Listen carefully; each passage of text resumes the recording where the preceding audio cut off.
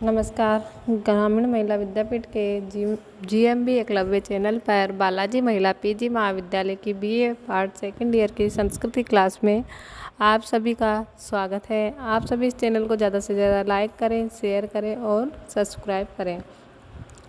आज हमारा टॉपिक है गद्य काव्य के अंतर्गत सुबंधु की वासवदत्ता।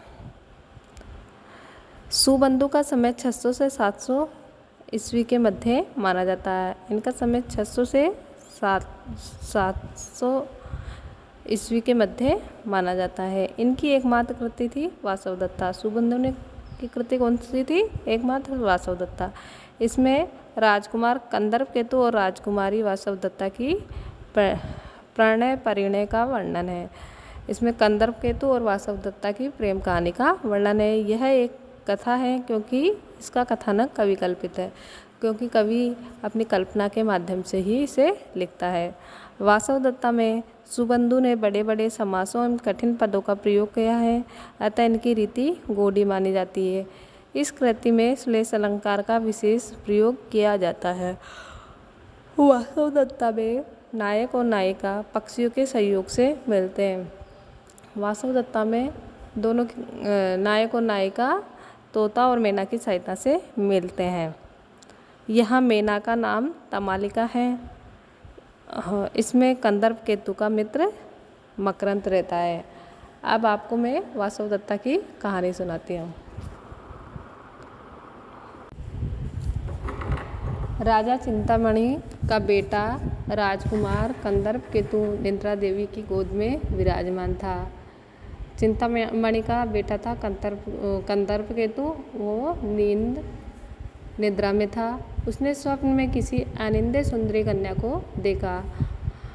वह उसको पाने के लिए विखल उठता है, फलतः उसकी खोज में अपने मित्र मकरंद के साथ निकल पड़ता है। राजा का बेटा कंदर्पकेतु एक लड़की को स्वप्न में देखता है और वह उसे पाने के लिए अपने मित्र मकरंद के साथ निकल पड़ता है। रात्रि हो जाने पर विंध्य की उपत्यका में एक वृक्ष के नीचे शरण लेता है।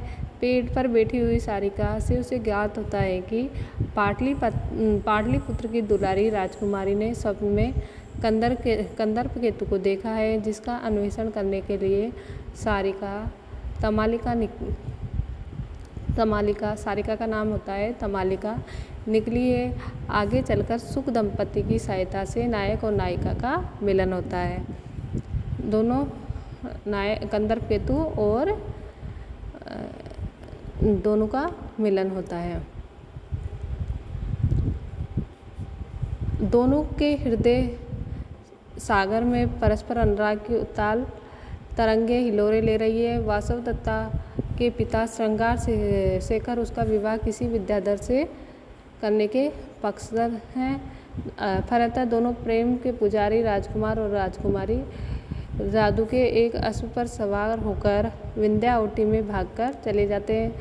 वासवदत्ता के पिता श्रृंगार शेखर उसका विवाह विद्याधर से करना चाहते हैं, तो दोनों राजकुमार और राजकुमारी जादू के अश्व पर बैठकर जंगलों में चले जाते हैं। एक दिन कंदर्पकेतु सो रहा था। वासवदत्ता बाहर जंगल में भ्रमण करने निकलती है।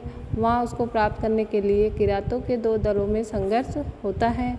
वासवदत्ता अवसर पाकर धीरे से एक ऋषि के आश्रम में चली जाती है। ऋषि के श्राप से वह वहाँ पर शिला बन जाती है, यानी पत्थर की मूर्ति बन जाती है।